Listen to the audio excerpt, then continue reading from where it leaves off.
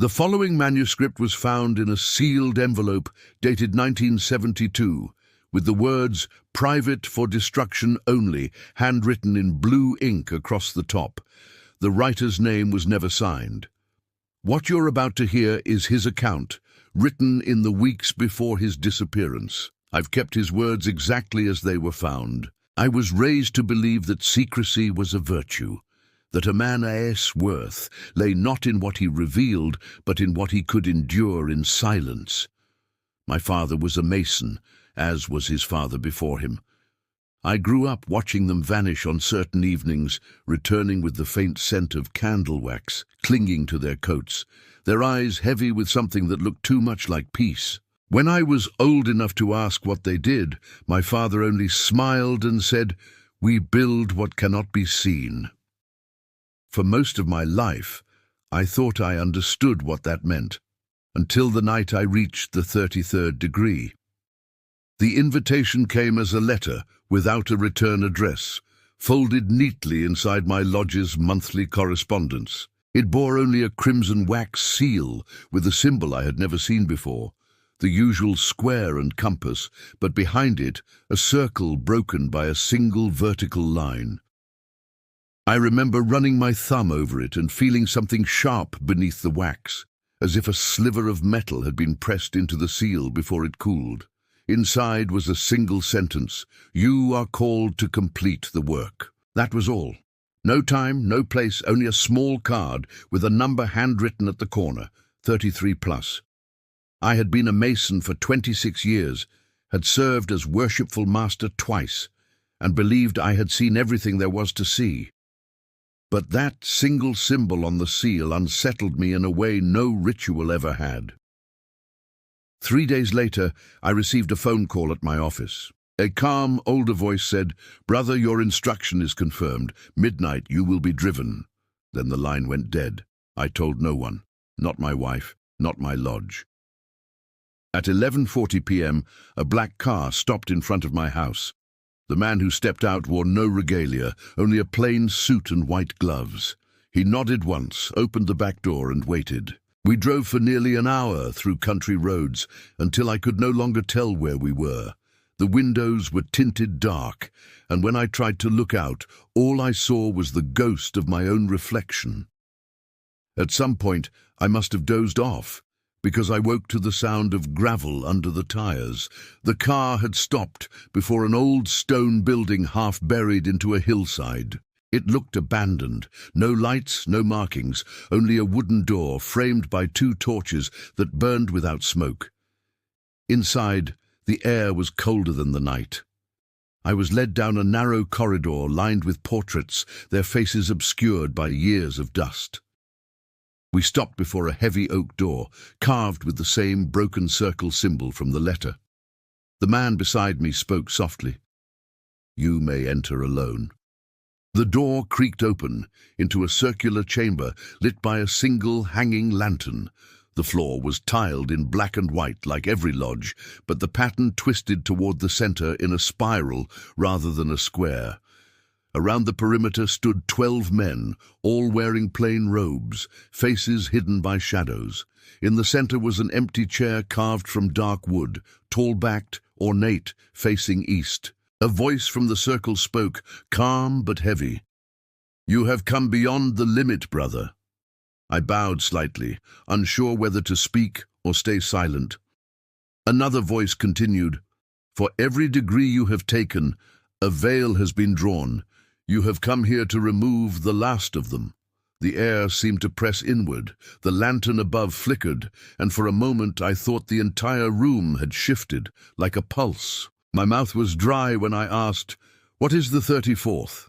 A few of the figures shifted. One stepped forward and placed a small object on the table beside me. A compass unlike any I had ever seen.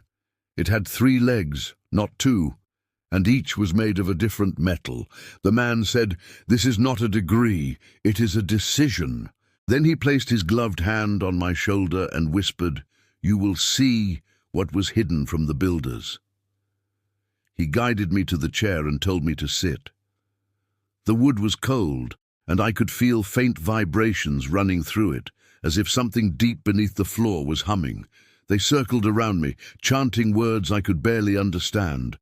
Old Latin phrases mixed with symbols pronounced aloud. The sound was rhythmic, almost mechanical, until one of them struck a small bell 3 times. Silence followed. The man nearest me raised the lantern higher, and its light fell onto the floor, where the spiral pattern met my feet. I saw that it wasn't tile at all, but engraved stone, carved deep, filled with what looked like mercury. The lines shimmered and pulsed faintly, tracing the spiral inward until it disappeared beneath my chair. The leader, I think it was him, stepped forward and said, "Every builder must face his own foundation. Tonight you will meet yours." He placed the strange compass in my hands and told me to press its 3 points into the center of the spiral. I hesitated. The metal felt alive, warm, despite the cold air. The moment all 3 points touched the stone, the mercury lines blazed white, and then the floor opened, only for a heartbeat, but long enough for me to glimpse something below. It wasn't a room, nor earth, nor light. It was a kind of space that looked like darkness folding in on itself. The sound it made was low and distant, like the echo of a mountain collapsing underwater. The lantern went out. When I woke, I was lying outside the building, dawn breaking over the hills. The car was gone. My coat and ring were missing. In my pocket was the compass, now cold, and a slip of parchment with a single phrase written in that same sharp blue ink. "Once a builder sees beneath, he cannot build again." I tried to return. I never found that building again. That was 16 years ago. I have not attended a single lodge meeting since, but sometimes when I close my eyes, I still see the spiral glowing, and I hear the whisper, "You will meet your foundation." And every night since that ritual, I have dreamed of falling through stone that never ends. The rest of the letter continues, but the final pages were torn away. Part 2 will begin with what was found in his home months later. What follows was found among a box of personal effects recovered from the writer's estate 3 months after his disappearance. The handwriting is the same, though shakier, as if written under duress. The first page begins abruptly, without greeting or context. It has been months since that night in the hills, yet I feel as though the hours between then and now have folded into one unbroken moment. I wake each morning with the same taste of metal in my mouth, the same weight in my chest. The doctors call it anxiety. I know it is residue. Something of that place clung to me. Not a memory, but a presence that hides behind sight. After the ritual, I tried to return to my lodge. They welcomed me back with open arms, but their smiles carried unease. One evening I asked my old friend Samuel if he'd ever heard of a ceremony beyond the 33rd. His face went pale before he could answer. He simply said, "Brother, we do not speak of things that unmake." The next day he resigned from the lodge without explanation. 2 weeks later his house burned to the ground.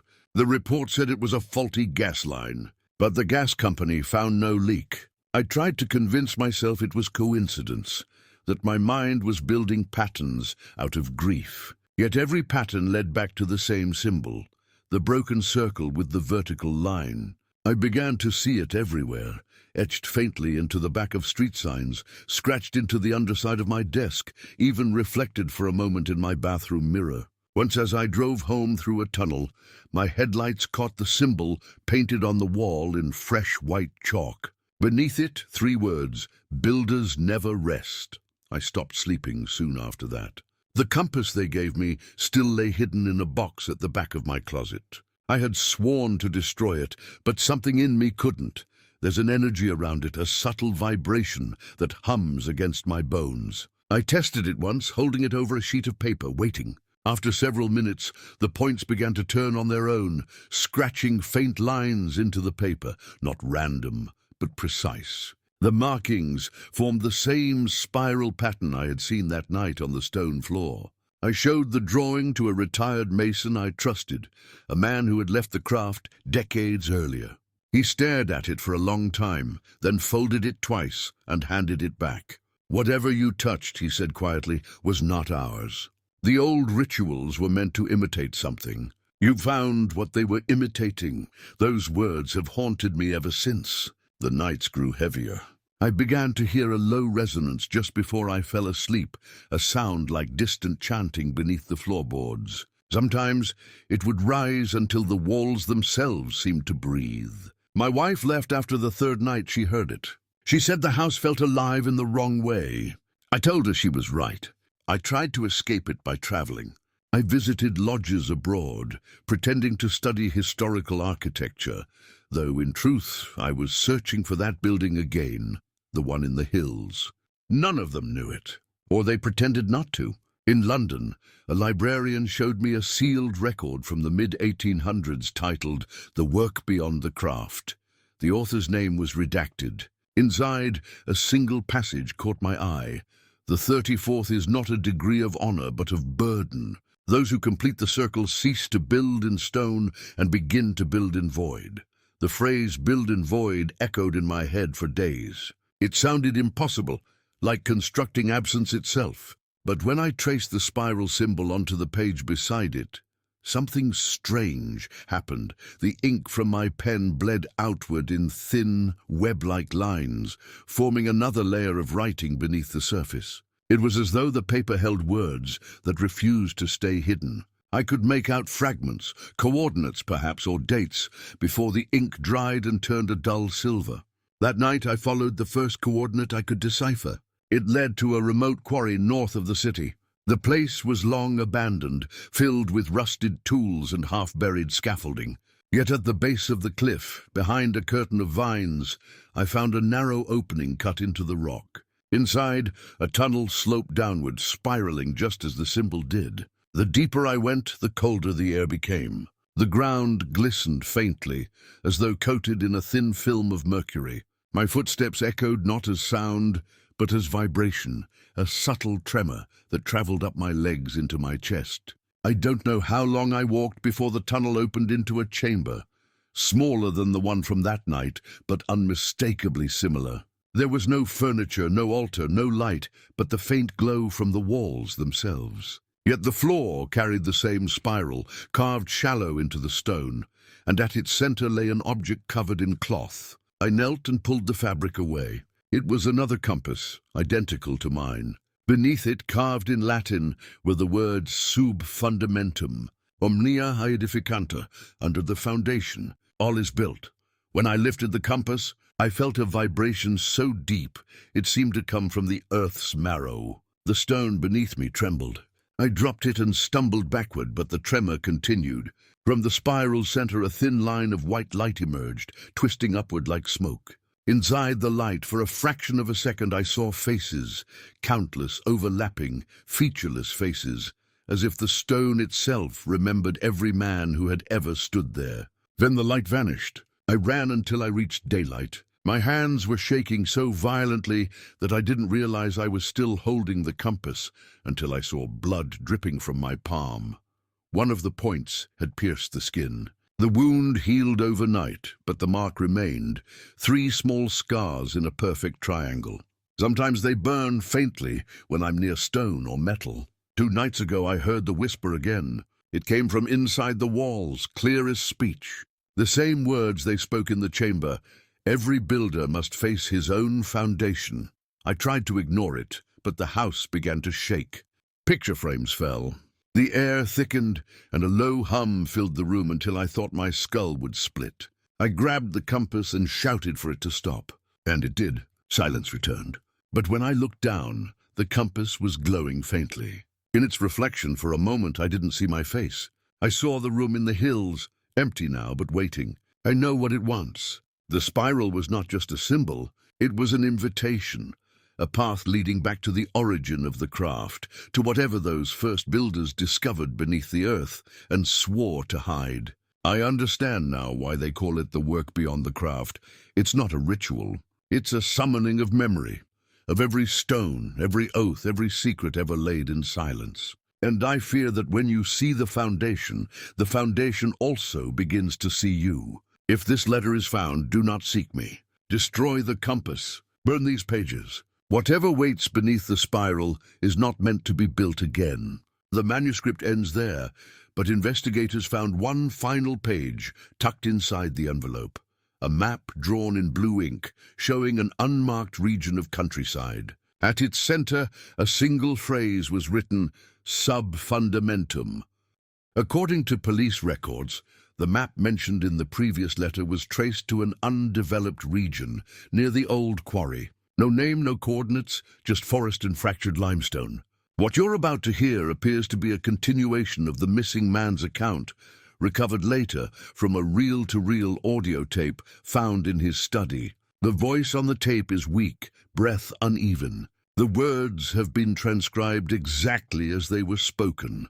I think I found the place the map was leading me to. I didn't plan to go, but the whisper left me no rest.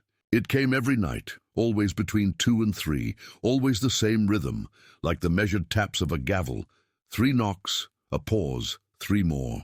It wasn't a voice through air. It came from the marrow, echoing inside bone. So this morning, before sunrise, I packed a lantern, a flask, and the compass. I told myself I was going to destroy it. That was the lie that let me walk out the door. The forest was silent. Not peaceful, not even still. Silent like a breath held by something vast. I followed the map through brambles and dead leaves until the ground began to tilt downward. After an hour of climbing, I reached a clearing ringed by broken stones. The remains of a foundation, maybe, or an old wall. In the center, half buried, was an iron door set into the earth. The same symbol, the broken circle, was rusted into its surface. I remember laughing when I saw it, because part of me had hoped it wouldn't exist. But there it was, waiting. The door was heavy, cold to the touch. When I pressed the compass against it, the metal warmed, and the lock released with a click. Inside was a narrow stairway, spiraling down into darkness. The air smelled of dust and rain that had never reached the surface. I lit the lantern and descended. Every step echoed twice, once from the stone beneath me and once from somewhere deeper below, like a reflection that lagged behind. The walls were carved with geometric patterns, not words, lines that converged and split, forming impossible angles that seemed to shift when I blinked. I counted the steps to keep calm. By the time I reached 400, counting stopped making sense. The air thinned. The flame began to bend inward, as if drawn toward something unseen. At the bottom, the stairs opened into a vast chamber. I expected walls, but there were none, only arches fading into black. The spiral was there again, cut into the floor, only this time it wasn't engraved. It was floating, light suspended above the ground, slowly rotating. I could hear it humming, the same tone that haunted my house. Something moved beyond the spiral, a shimmer like heat above a desert. Then it began to take shape, a figure, hooded, faceless, not flesh, not shadow, more like the outline of absence. It raised its hand toward me. I wanted to run, but my body refused. It spoke without sound. The words arrived directly inside me. "Builder, you have come beneath." I tried to answer, but my tongue felt nailed to the roof of my mouth. The figure continued. The craft was born from memory. Every stone remembers the shape that made it. Every oath carves a path back to its beginning. "You have followed that path?" I managed to whisper. "What are you?" It tilted its head, and I saw within the hood not a face, but layers of light folding inward, like looking into the center of a turning star. "We are the foundation you build upon," it said. "We are what remains when the builders forget." The air rippled. Around the spiral, shapes began to form. Outlines of men, dozens, hundreds, all standing motionless, all facing me. Their eyes were blank, their mouths open as if in silent recitation. I recognized one of them. Samuel, my friend. His lips moved, but no sound came. I shouted his name, stepped forward, and the moment my foot touched the edge of the spiral, the chamber blazed white. The floor vanished beneath me. I was falling again, the same endless descent from that first night. But now I saw what I was falling through. Endless corridors of unfinished architecture. Arches built upon arches, foundations without roofs. stairways that led back into themselves. In the midst of it, I saw the figure, not one but many, each identical, each holding a compass with 3 points. They pressed them against the air, and lines of light extended outward, drawing patterns across the void, blueprints for something colossal, something alive. I understood then that the work beyond the craft was not metaphor.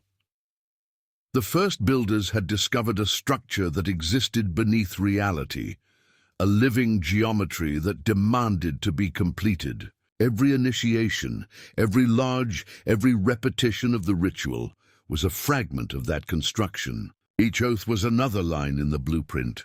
And the men who reached the 34th, we were the tools. The voice returned, louder now. Under the foundation, all is built.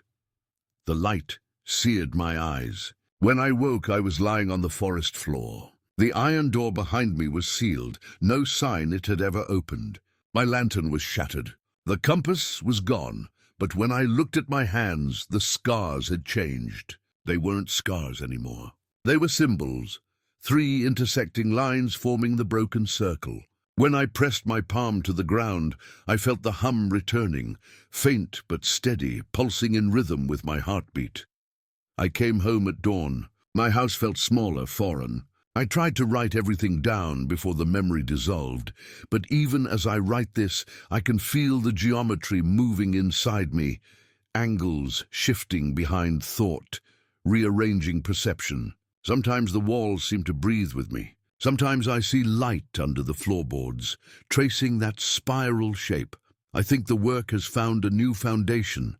If anyone reads this, know that secrecy was never about protection. It was containment. The rituals, the symbols, the silence, they were barriers holding something vast beneath the skin of the world. And now, through me, a door has opened again. I can hear the knocking as I record this. 3 knocks. A pause. 3 more. It isn't outside. It's coming from below. If the light reaches you, turn away. Do not answer the call of the builders, because once you do, you stop being the one who builds and become what is being built. End of recovered audio transcript. Static continues for 13 minutes. Near the tape's end, a faint sound resembling 3 knocks can be heard, followed by a low hum. The voice does not return. Archivists believe what follows to be the final entry. It was found written by hand on the inner walls of the missing man's study, traced in what forensic tests identified as iron dust mixed with oil. The handwriting alternates between steady script and jagged scrawl, suggesting long pauses, perhaps days apart. No body was ever recovered. The house, now sealed, is considered unsafe for entry. If anyone ever finds these words, I need them to understand that I didn't go mad. Madness is chaos. This, whatever it is, has order. I can see it now in everything. The pattern in cracks of plaster, the rhythm of the clock's pendulum, the way shadows lean at angles that shouldn't exist. The work isn't finished. It's rewriting its design through me. I stopped sleeping a week ago. Not from fear. Sleep simply will not come. The hum has become constant. It isn't loud anymore. It's subtle, a steady resonance that sits just below thought. Sometimes I hum with it and the air vibrates back. At night, light seeps through the floorboards, thin lines faint as veins. When I place my hand over them, the pattern shifts to follow my pulse. I tried burning the house. The matches refused to catch. The flame bent sideways, as though the air itself denied combustion. That was when I realized the foundation wasn't stone. It was geometry, living geometry, and it had already spread. I left for the city hoping distance would dull it. But every building I passed carried traces of the same design. The spiral hidden in brickwork, the broken circle woven into iron railings, even the alignment of street lamps echoing those impossible angles. The builders are everywhere. Maybe they always were. Yesterday I found an envelope slid beneath my door. No address, no seal, just 3 knocks on paper. Inside, a single sheet read, "The foundation calls its architect."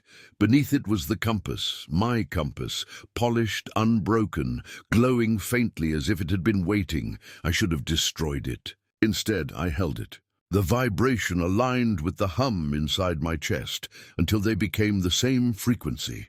I felt something behind the walls respond. For a moment the city went silent, no cars, no wind, no breath. Then faintly the sound of chisels, thousands of them, tapping in unison, shaping something enormous that I could not see. It was not a hallucination. I could feel the impact through my ribs. I don't think this is about Freemasonry anymore. That was only the language the first men used to describe what they found. The craft, the rituals, the degrees, they were translations of something older than architecture, older than worship.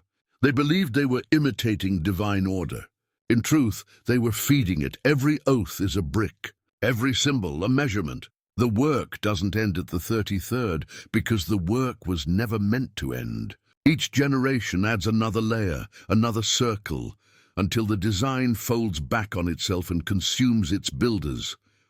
I tried to destroy the compass again tonight. I placed it on the hearthstone and struck it with a hammer. The instant the metal cracked, a white pulse ran through the room, and every light shattered. When darkness returned, the compass was whole, but the walls had changed. They were no longer parallel. They leaned inward, converging toward a single unseen point above me. I think it's building upward now, using space itself as material. The air grows heavier each hour. I hear footsteps beneath the floorboards, slow and deliberate, pacing in triangles. When I press my ear to the ground, I can hear whispering, 100 voices reciting the same phrase, sub fundamentum, beneath the foundation. The realization came to me just before dawn. The foundation is not under the world. It is the world.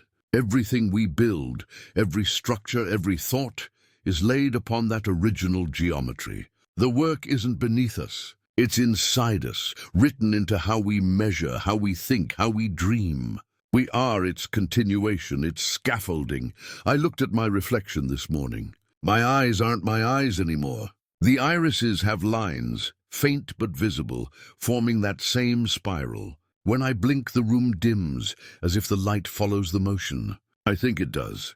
If these writings stop abruptly, it means I finally answered the call. The knocks have started again. 3, pause, 3. They're not outside the door anymore. They're in my chest. With each one, the air around me trembles, the floor shifting beneath my feet, like a surface softening to accept weight. I'm not afraid. The fear burned away days ago, replaced by something vast and calm. I understand now why the old masters smiled that secret smile. They saw what waited beyond the last degree, the builder becoming the built, the design completing itself through those who sought to master it. The light is seeping through the walls now, thin, precise lines cutting across the room, joining at the center. The compass floats above the desk, spinning slowly, its 3 points tracing shapes I can't name. The sound of chisels is louder, closer, synchronized with my heartbeat. I'm writing faster because the paper is beginning to glow. The ink sinks instead of drying. Words etch themselves before I finish them, as if the story wants to be told without me. If I stop, the lines will continue on their own. Perhaps that's how it always worked. Each generation believing they were recording history, when in truth they were drawing blueprints. The walls are moving. They're aligning. I can see through them into layers of light and shadow, arch upon arch, foundation upon foundation, the same chamber multiplied endlessly downward and upward.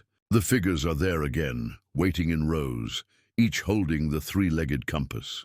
They lift their hands toward me. The hum is no longer sound. It's gravity pulling everything inward. If someone finds this place, don't try to save me. Don't try to understand. The work doesn't want witnesses, it wants participants. That's how it grows. Burn this house, salt the ground, and never speak the phrase. Promise me that. Because when the last line is drawn, when the final angle closes, the builders won't need tools anymore. They'll have us, the knocking has stopped. There's only the hum now, rising like breath. I think the foundation is opening, and I am ready to be built. End of recovered writing. Investigators reported that the study's floor had collapsed into a perfectly circular pit, roughly 6 feet wide. The soil fused into glass. No remains were discovered, only the faint scent of burnt oil and the impression of a spiral scorched into the foundation.